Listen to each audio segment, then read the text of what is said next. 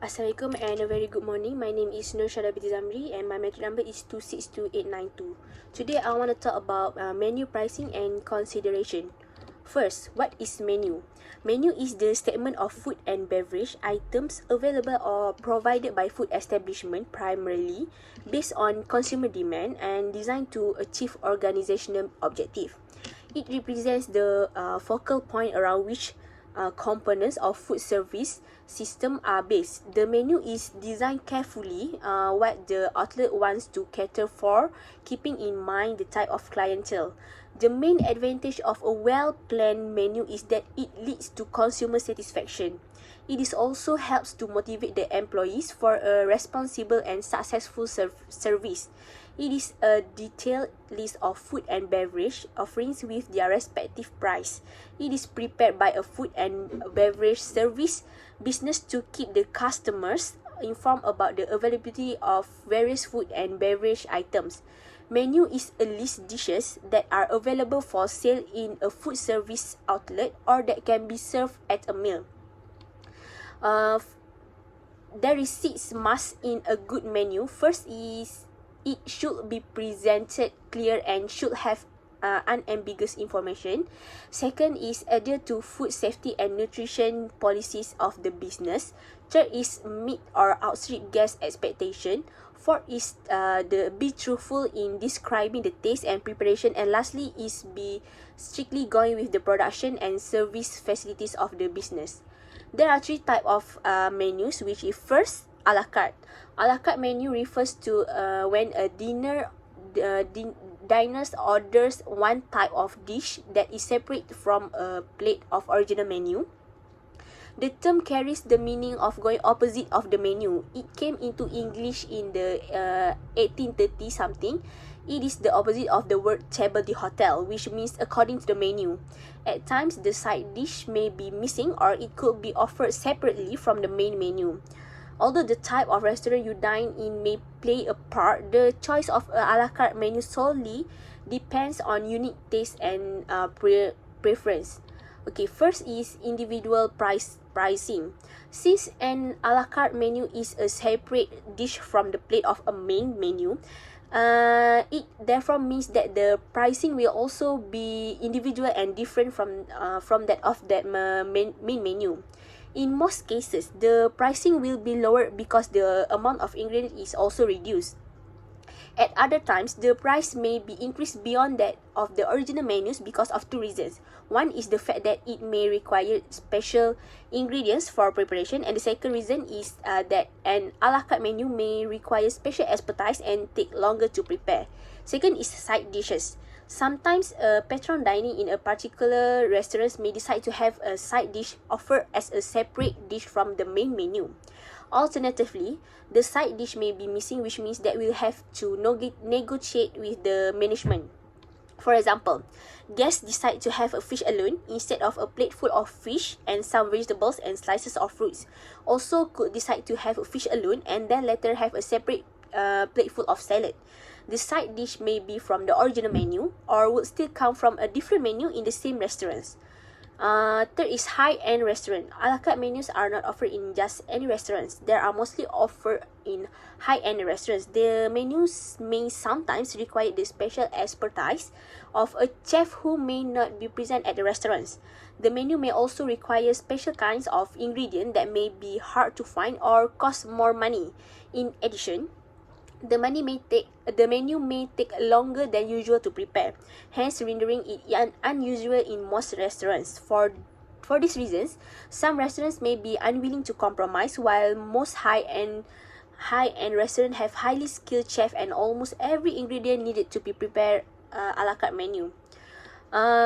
Next is preparation time. Depending on the nature of the a la carte menu, the time taken to prepare it may differ with the normal time. If the dishes is simple, it may take the chef less time to prepare the dish. However, if the dish is complex or special, it may take longer to be prepared. For these reasons, the restaurants may increase the price of the menu or lower it, depending on the amount of time it will take to the chef to prepare the menu. If the dish take longer to prepare, this calls for a lot of understanding and patience on the part of the diner. Next is season. While some restaurants may be unwilling to accommodate a la carte menus, they may still offer them at some point in the years due to change of seasons. For example, a restaurant that does not offer a la carte menu may accommodate such menu in the festive seasons around December. They may do this to make more money since this season involves a lot of merrymaking and the catering business is experiencing a boom. If a patron book a restaurant for a corporate or a private event, they may negotiate with the caterer and have their menu taken care of. Since an a la carte menu is a deviation from the normal menu, should be prepared that the meal may take a little longer to prepare, that the meal may take and it may even cost more than thought. Also should have an open mind that even favorite restaurants may not be ready to offer on an a la carte menu. So the second type of menu is table d'hôte. The meaning of the table d'hôte is a menu that offers a multi-course meal with multiple options for each course. It is a fixed total price. It's one of the best way to increase restaurant sales. Table d'hôte translates as a table of the host. The chef or restaurant is offering a specific meals. Guests can take it or leave it but can't really change it that much. It as if sitting at the host tables and politely accepting what they have prepared. An a la carte menu stands in opposition to the table d'hôte menu and all fixed menus. A la carte items are ordered individually and served separately. They may exist elsewhere on the full menu, but when ordered from the a la carte menu, they are not a part of course meal and they often come with no side dishes. This allows guests cobble together individual dishes to create a meal of their own. That is opposed to the table d'hôte menu. There you are committing to a multi-course meal, and when choosing the courses, it is offered a small curated selection of choice. For an even more curated experience, consider a price fixed menu. The idea is that enjoying the meal as the chef instead. The table d'hôte menu card shows a set menu. There is a little wiggle room. Each guest gets a choice of an appetizer, entry, and a dessert, and it's all for a set price. For example, also included a glass of house wine with each table d'hôte order. What wines are eligible is typically stated by the server during menu presentation. Wine change often, so most business don't print them on physical table d'hôte or pre-fixed menus. The frequency that menus change is actually one of the reasons why digital restaurants menu and digital wine lists are so popular. If use a digital menu solution, can change up the wines on the table d'hôte menu every night if wanted. If menu is ADA compliant, also avoid the risk of crippling lawsuit. All menu information, whether that be a wine list or a table d'hôte or a la carte menu, can be changed at the click of a button. That means 100% of the menu are accurate 100% of the time. The entire industry is moving away from paper menus because of hygiene issues. They get surprisingly dirty and they are too hard to clean. A digital menu solves that problem. It is easier to clean if even have to. The best version of this is a QR code menu. Customers need to scan a dynamic QR code to bring up the menu on their smart device, and it is so easy, so safe, and so convenient. Okay, the last type of menu is buffet. A buffet is a meal where guests serve themselves from a variety of dishes set out on a table or sideboard. Today, there are many restaurants concept centered on a buffet theme. Buffets are also served on special occasion or as restaurants promotions. Today, there are many restaurants concept centered on a buffet theme. Buffets are also served on special occasion or restaurant promotion, and restaurants who offer catering service use buffet as an efficient way to feed a large number of guests. Okay, first is all you can eat, which is just as the name implies. This type of buffet offers guests the most bang for their buck. Typically, customers pay one price and serve themselves from different stations, featuring appetizers, a salad bar, hot items, or desserts. Second is cafeteria style. Less prevalent in restaurant is the cafeteria style buffet. In this type of restaurant buffet, customers select plates of foods as they pass through a line.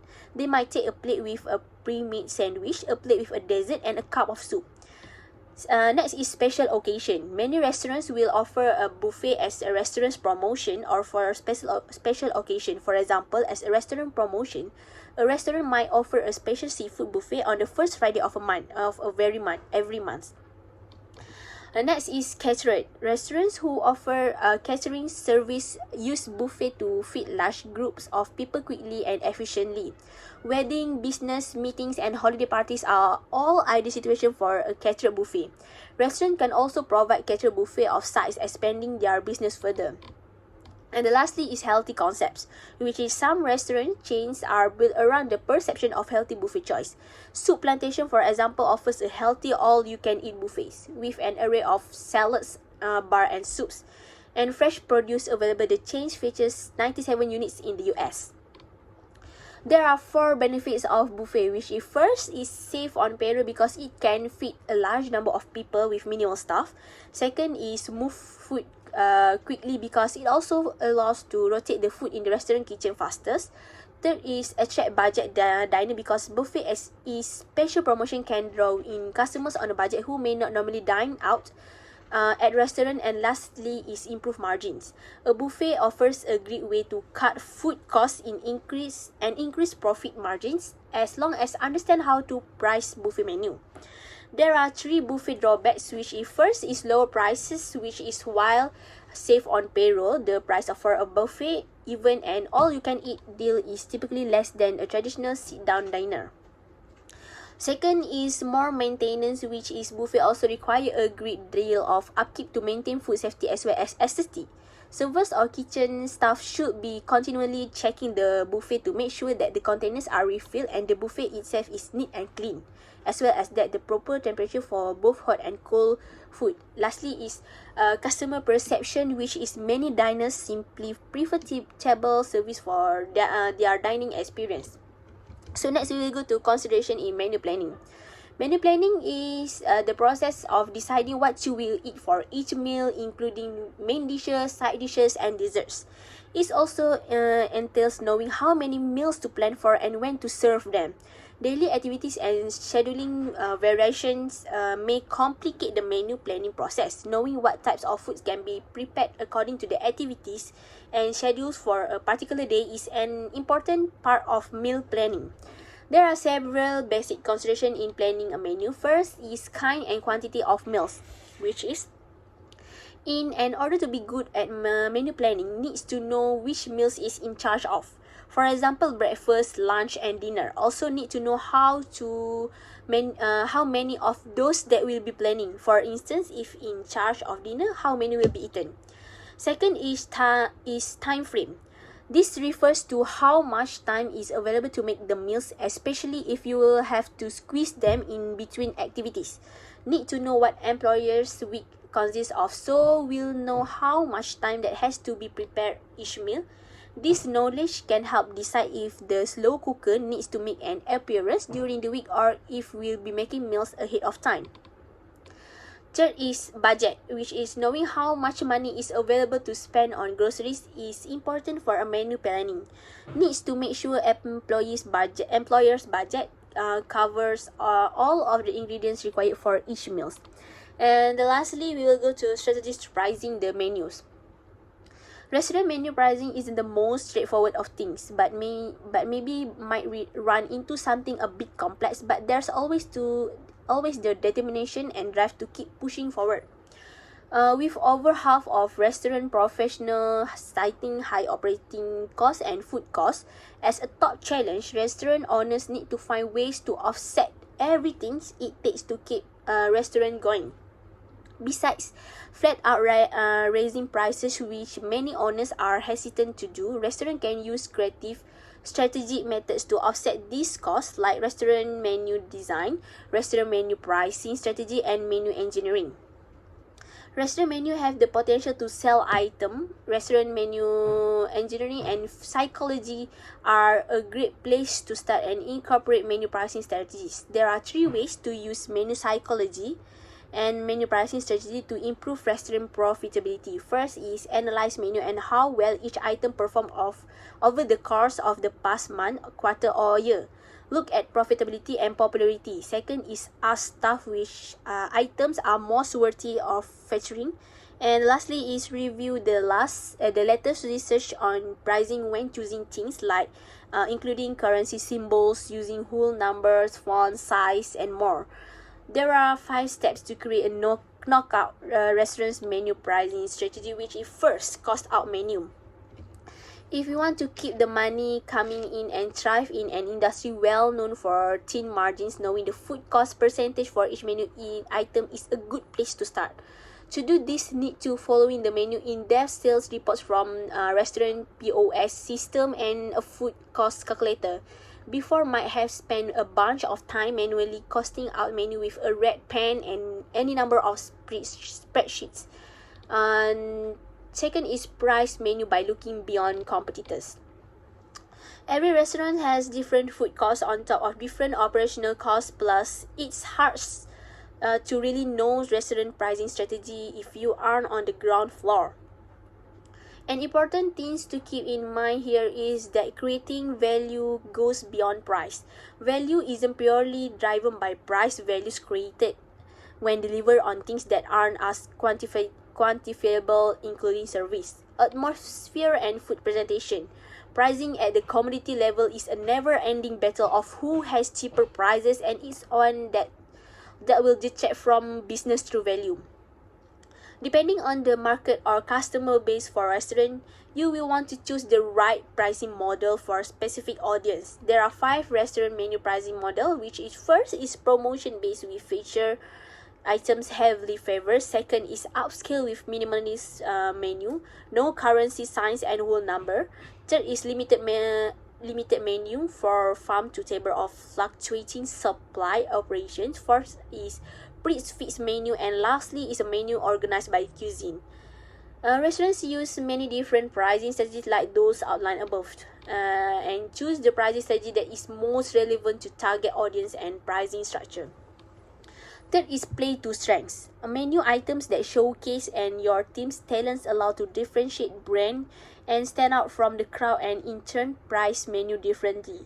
Being different is a good thing, and it can even lead to charging a premium for top items. Next is study the market. While looking into competitors, as that menu pricing strategies might not get too far, you will still want to do some research to better understand the way the larger market price menu items. This will help to conduct a competitive pricing analysis. Depending on location and value, you can charge what makes sense, but only to a point. If price gouge your guests and they don't feel it was worth it, you will lose them fast. Keep pulse on the market, including which restaurants are opening and which restaurants are closing, and continue refining menu every month. And lastly is find balance in menu. One of the key to a successful menu pricing strategy is to balance high-cost menu items with low-cost ones. But finding balance isn't an overnight process. It takes time, tasting, and ongoing analysis to really dial in and get menu just right. To continue to optimize menu, you will also need to learn the principles of menu psychology and menu engineering. This will help to maintain balance but also increase profit. So that's all about menu pricing and strategies. That's all from me, and thank you.